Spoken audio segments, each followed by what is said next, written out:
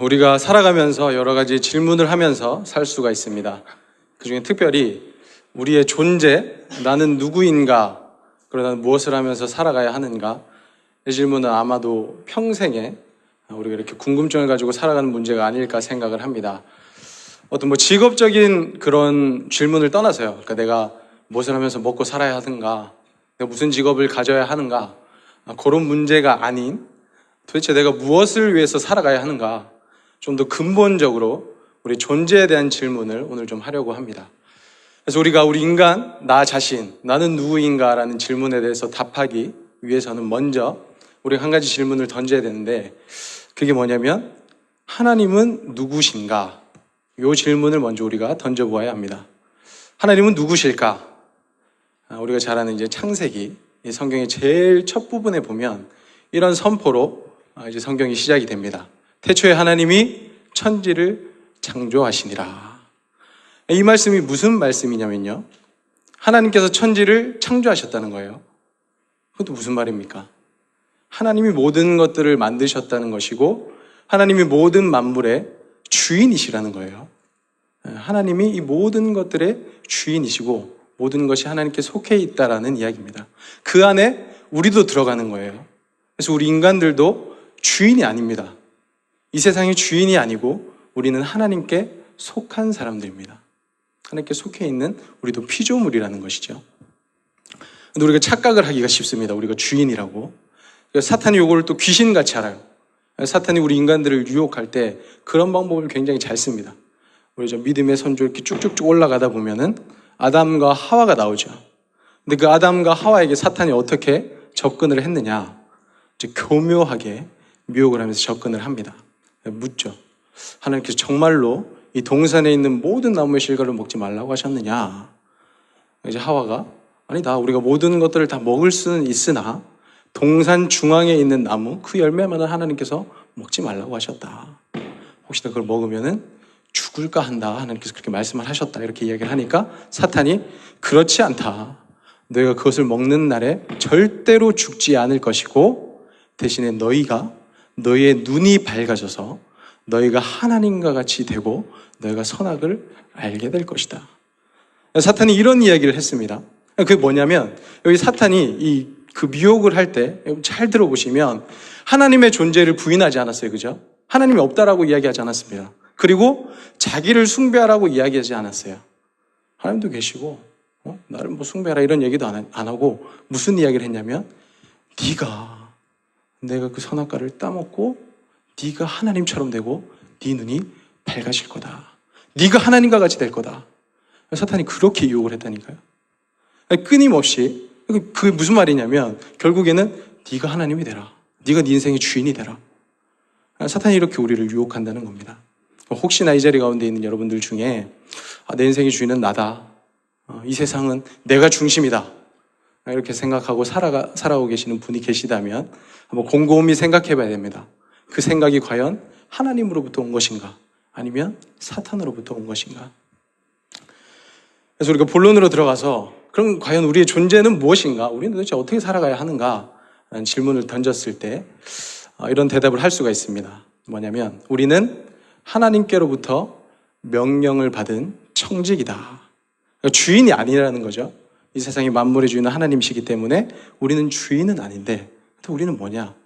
우리는 하나님께서 이 모든 천지 만물을 잘 관리하라고 맡겨주신 청직이라는 겁니다. 우리가 모델을 한 명 이렇게 선정을 해서 좀 살펴보면은 그 청직의 역할에 대해서 좀 잘 알 수 있을 것 같아요. 우리 구약에 등장하는 요셉이라는 사람이 있습니다. 잘 아시죠? 야곱의 아들인데요. 근데 요셉이 아버지의 사랑을 굉장히 많이 받았어요. 아버지가 사랑하는 아내로부터 태어난 아들이기 때문에 사랑을 많이 받았는데 그 덕분에 형들로부터 미움을 받습니다. 결국에는 형들에 의해서 애굽으로 팔려가게 됩니다. 노예가 돼요. 처음에 갔는데 보디발이라는 그 애굽 바로의 친위 대장의 집에 가게 됩니다.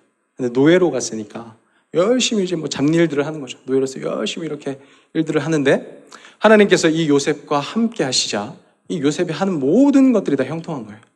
그러니까 보디발이 이 요셉에게 노예임에도 불구하고 이 요셉에게 모든 가정일을 다 맡겼어요. 네가 알아서 다 해라. 일체 관여하지 않겠다. 또 시간이 지나서 이 보디발의 아내의 유혹 때문에 요셉이 감옥에 갇히게 됩니다. 또 그 감옥에서도 하나님께서 함께 하시자 요셉이 굉장히 형통한 사람이 됐어요. 그러니까 이번에는 간수장이 감옥에 있는 모든 죄수들과 모든 일들을 다 요셉에게 맡겨요. 요셉이 하는 일이면 묻지도 않습니다. 또 요셉이 또 성실하게 그 모든 일들을 다 하는 거죠. 시간이 지나서 하나님의 인도하심에 따라서 한 번은 이제 애굽 왕 바로의 꿈을 해몽을 해줘요. 7년의 풍년이 있을 것이고 7년의 흉년이 있을 것인데 그것에 대해서 잘 대비해야 된다. 이런 이야기를 하니까 또 바로가 이렇게 하나님의 영에 감동된 사람이 어디 있겠느냐. 이 사람을 우리 애굽의 총리로 삼자. 그렇게 해서 요셉이 그 애굽 나라의 총리가 됩니다. 그리고 이 요셉의 삶을 보시면 요셉이 주인이 된 적이 한 번도 없어요. 그죠? 보시면 보디발의 집에서도 그렇고 그다음에 그 감옥에서도 그렇고 애굽에서도 그렇고 주인이 된 적, 왕이 된 적은 한 번도 없지만 전부 다 청직의 역할을 하면서 마치 주인처럼 모든 것들을 다 다스렸다는 겁니다. 잘했어요. 하나님 앞에서 그리고 인간 앞에서 열심히 잘했고 그것 때문에 또 사람으로부터 하나님으로부터 인정을 받게 되고 그 요셉 때문에 애굽이 복을 받게 되고요. 바로왕이 복을 받게 되고 보디발이 복을 받게 된다는 겁니다. 좋은 청지기가 있으니까 주인이 굉장히 큰 이득을 보게 되고 굉장히 좋은 사람이 된다는 것입니다. 이게 바로 청지기의 역할입니다. 주인은 아니에요. 그러나 주인으로부터 모든 것들을 다 이제 그 권력이나 모든 것들을 다 이렇게 부여받은 사람입니다. 그 사람의 역할은 뭐냐? 주인이 시키는 명령한 것들을 잘 감당하는 것이 바로 이 청지기의 역할입니다. 믿고 맡긴다는 거죠. 하나님께서 우리에게 그런 역할들을 주셨다는 거예요. 하나님께서 우리가 이 창세기 본문의 말씀처럼 우리 인간들에게 하나님께서 자신이 만드신 모든 것들을 다 주시면서 너는 다스려라. 잘 다스려라. 너희가 주인이 되어라 이런 얘기가 아니고요. 하나님께서 그 모든 것들을 다 만드시고 내가 주인인데 내가 너희들을 믿으니까 너희가 이런 것들을 잘 다스려라. 그래서 하나님께서 우리에게 맡겨주셨다는 겁니다. 여기서 우리는 스스로 좀 질문을 할 수 있어야 됩니다. 그게 뭐냐면 그렇다면 하나님께서 우리에게 그 모든 것들을 맡겨주셨는데 우리는 그 사명을 잘 감당하고 있는가? 근데 우리가 살고 있는 이 세상을 볼 때 좀 그렇게 되지 않아서 사실 하나님께 굉장히 죄송한 마음이 좀 많습니다. 무슨 말이냐면 우리가 지금은 주에서 좀 보기 힘들지만 이렇게 길을 가다가 닭을 봤다고 우리가 생각을 합시다. 이렇게 닭을 보면 여러분 어떤 생각이 들어요? 오늘 저녁은 반반이다 뭐 이런 거. 소가 이렇게 옆에 지나가요.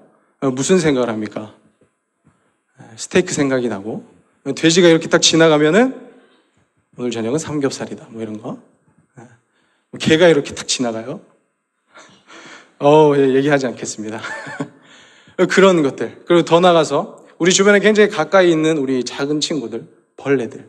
집에서 갑자기 벌레가 갑자기 탁 나타났어요. 깜짝 등장을 딱 했습니다. 그럼 여러분들 어떤 생각이 듭니까? 아이고 반갑다. 보통 그러지 않죠.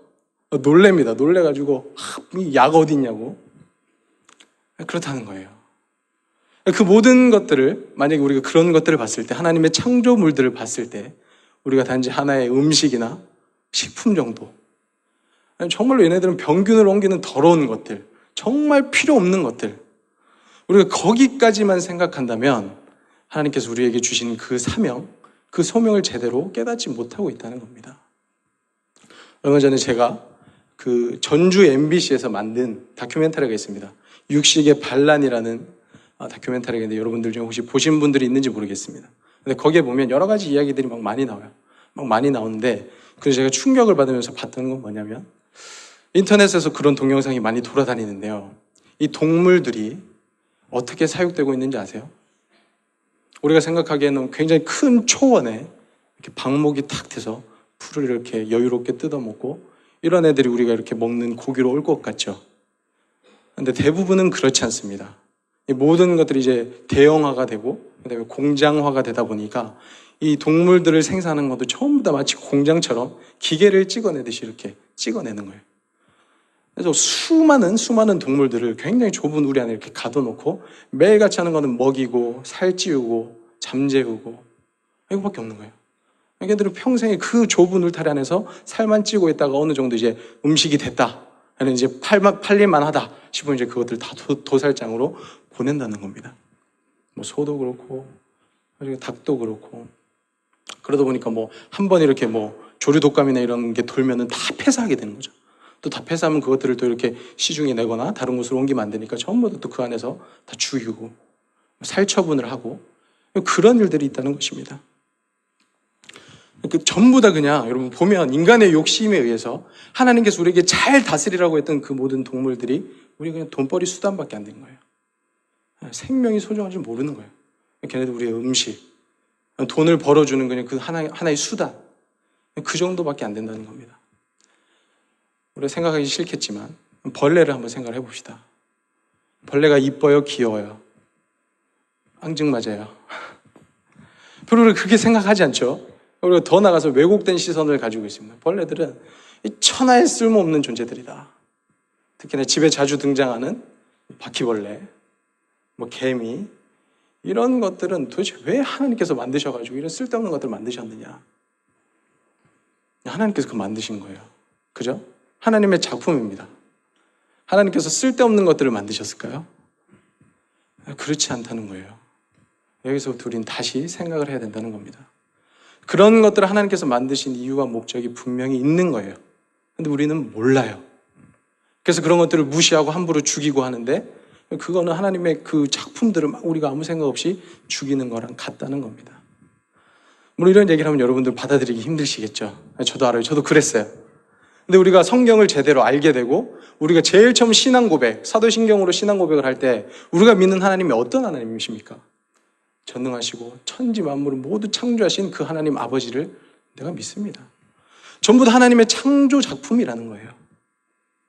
우리가 혹시나 우리 주변에서 내가 좀 싫어하는 애들이 등장을 해도 잡더라도 한 번 더 생각을 해보고 잡으시면 좋겠죠. 그것뿐만이 아닙니다. 그리고 우리가 뭐 이렇게 겨울철에도 요즘 과일도 많이 먹고 이렇게 하죠. 저희 부모님이 원래 아버지께서 이제 공장에서 일을 하시다가 얼마 전부터 한 7, 8년 전부터 참외 농사를 지으십니다. 비닐하우스를 이렇게 참외 농사를 지으시는데 저는 그 전까지는 농사를 지을 때 그렇게 농약을 많이 치는지 몰랐어요. 제가 본 적이 없기 때문에.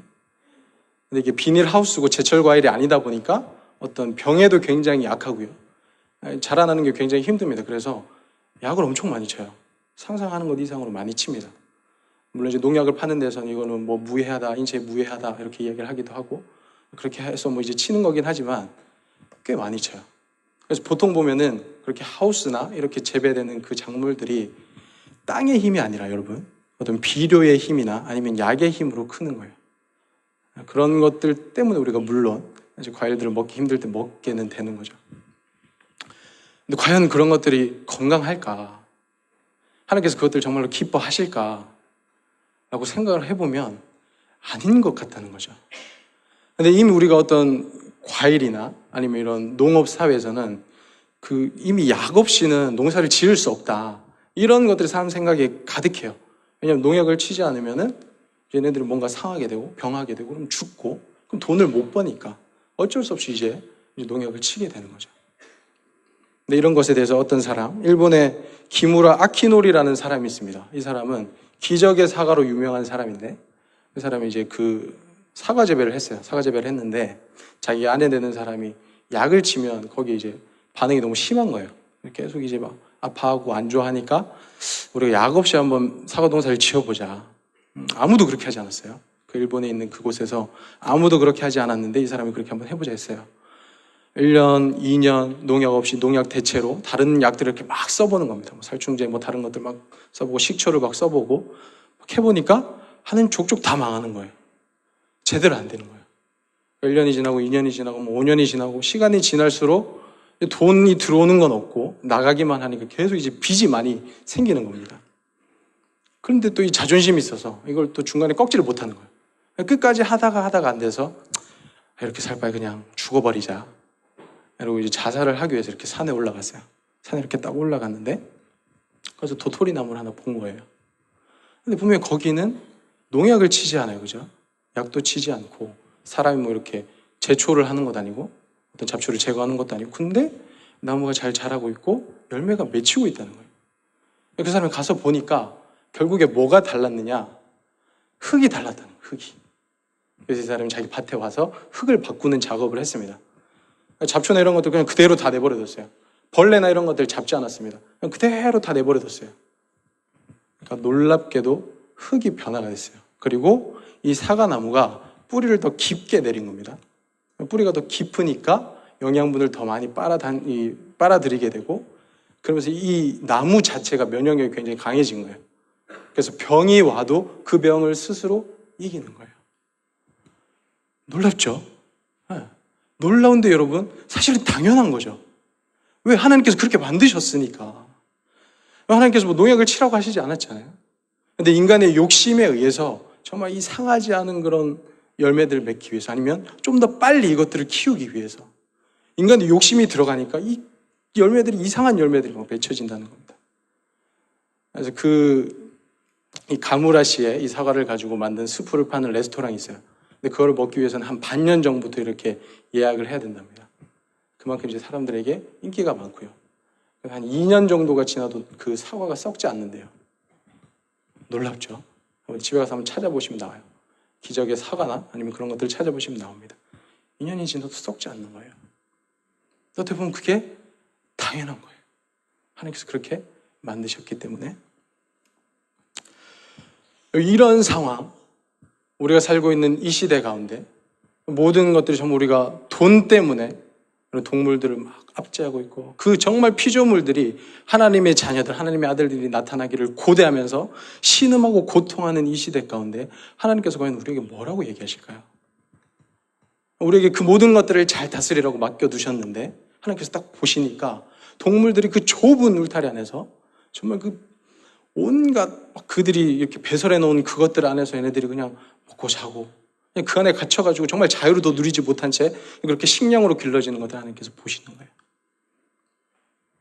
그리고 이런 식물들, 이런 것들 이제 약으로 이렇게 막 키워가지고 좀 더 빠른 시간 안에 빨리빨리 키워가지고 애들이 이렇게 계속 물건으로, 이렇게 상품으로 사람들한테 이렇게 내보내는 거예요. 우리 보고 그랬다고 한번 해봅시다, 여러분. 누가 우리를 이렇게 키우는데 그 목적이 그냥 돈을 벌기 위한 거예요. 무조건 먹이고 어디 돌아다니지도 못하게 하고, 이 운동을 하면은 또 이 살이 또 찔겨지니까 부드러운 살을 이제 만들기 위해서 운동도 못하게 해요. 하루 종일 집안에 가둬가지고 먹이고 재우고 입히고 계속 그 안에서만 생활한다고 생각을 해봐요. 우리가 얼마나 괴롭겠습니까? 근데 모든 피조물들이 그렇게 신음하고 있다는 거예요. 하나님께서 우리에게 맡겨주셨는데 우리가 그렇게 만들었고, 우리는 때로는 몰라서, 아니면 때로는 알매도 우리가 그냥 신경 쓰기 싫어서 이렇게 무관심하게 이렇게 놔두다 보니까 하나님께서 맡겨주신 그 사명들은 저기 멀리 우리들에게로부터 사라졌다는 것입니다. 우리가 살고 있는 이 사회가 뭐 그런 생태계나 아니면 뭐 동물이나 식물 이런 것들 뿐만이 아니라 우리 주변에 있는 우리 인간 사회 속에서도 많이 병들어 있습니다. 그죠? 우리가 뭐 이렇게 시간이 지나면서 뉴스나 여러 가지 많은 것들을 볼 때 사회가 점점 악해져 가고 있구나, 사회가 점점 병들어 가고 있구나, 도대체 정치인들은 뭐 하나? 그죠? 도대체 대통령은 뭐 하고 있나? 여러분, 하나님께서 누구에게 그것들을 맡겨주셨는지 알아요? 그 병든 사회, 잘못되어 가고 있고 악해져 가고 있는 이 사회를 하나님께서 대통령에게 맡겨주셨습니까? 물론 그런 사람들에게도 맡겨주셨겠죠. 근데 더 근본적으로 하나님께서는 우리에게 맡겨주셨다는 거예요. 그리스도인들에게 하나님께서 이 세상을 다스리는 권세와 그리고 모든 책임들을 주셨다는 겁니다. 마지막 심판대 앞에 갔어요. 그럼 예수님께서 대통령, 국회의원 나와. 너네 내가 그렇게 잘하라고 했는데 너네 이거밖에 못했어? 하나님께서 이렇게 하실까요? 아니면 그리스도인들을 이렇게 쫙 세워서 내가 너에게 내가 만든 모든 천지 만물을 다 맡기지 않았느냐? 이 세상에 있는 그 모든 것들을 잘 다스리고 그런 것들을 잘 돌보라고 내가 너네들을 세우지 않았느냐? 하나님께서 그렇게 우리에게 책임을 물으실까요? 그렇다는 거죠. 왜? 하나님께서 우리에게 맡겨주셨기 때문입니다. 그래서 우리 그리스도인들은 공통된 사명이 있습니다. 그게 뭐냐면 하나님께서 만드신 이 모든 것들을 잘 다스려야 돼요. 잘 사랑해야 됩니다. 그리고 하나님의 뜻대로 이 세상을 만들어 나가야 한다는 겁니다. 그래서 우리 그리스도인들이 더 열심히 공부해야 됩니다. 또 열심히 일해야 돼요. 돈도 열심히 벌어야 됩니다. 예술, 미술이나 음악이나 여러 가지 부분들 우리가 나가서 정말 열심히 해야 돼요. 열심히 해서 정말로 잘해야 됩니다. 근데 그것이 나의 유익과 나의 만족과 나의 이익을 위해서가 아니라 하나님께서 우리에게 주신 사명을 성취하기 위해서 정말 하나님께서 맡겨주신 그 모든 분야들, 우리가 살고 있는 그 모든 분야들 하나하나를 회복시키고 잘 다스려 나가기 위해서 우리가 열심히 해야 된다는 것입니다. 그래서 하나님께서 맡겨주신 이 모든 것들, 특별히 생명 있는 모든 것들을 사랑하시며 하나님의 사명을 이루어 나갈 수 있는 우리 모든 신촌교회 청년들 되시기를 바랍니다. 우리 이 시간 함께 기도하며 나아가길 원합니다. 이 시간 우리 함께 기도할 때는 하나님께서 우리 각자에게 주신 사명이 있습니다. 분명히 하나님께서 이 모든 천지 만물을 창조하시고 우리들에게 그것들을 잘 다스리라고 말씀을 해주셨습니다. 그런데 우리가 때로는 알지 못해서, 또 때로는 무지해서, 또 때로는 게을러서 하나님께서 우리에게 공통적으로 맡겨주신 그 일들을 하지 않을 때가 있었습니다. 그런 것들을 이 시간 알게 되었다면 우리가 함께 좀 기도했으면 좋겠습니다. 계속해서 인간의 욕심에 의해서 모든 피조물들이 고통하고 있고 신음하고 있습니다. 이 사회가 병들어가고 있습니다. 그 가운데 하나님께서는 하나님의 자녀들이 일어나기를 원하십니다. 하나님의 자녀들이 먼저 깨어나서 기도하기를 원하시고요, 우리가 할 수 있는 그 부분에서부터 이 모든 것들을 회복하기를 원하십니다. 이 시간 우리 함께 기도할 때는 하나님 아버지, 우리에게 주신 그 사명들 우리가 감당할 수 있도록 인도하여 주시옵소서. 이제부터는 우리가 더욱더 깨어서 기도하겠습니다. 하나님께서 맡겨주신 사명 우리가 더욱더 잘 감당하겠습니다. 그렇게 이 시간 함께 기도하며 나아가도록 하겠습니다. 기도하겠습니다. 하나님 아버지 감사합니다. 하나님께서 우리에게 참 우리 모든 것들을 맡겨주셨습니다.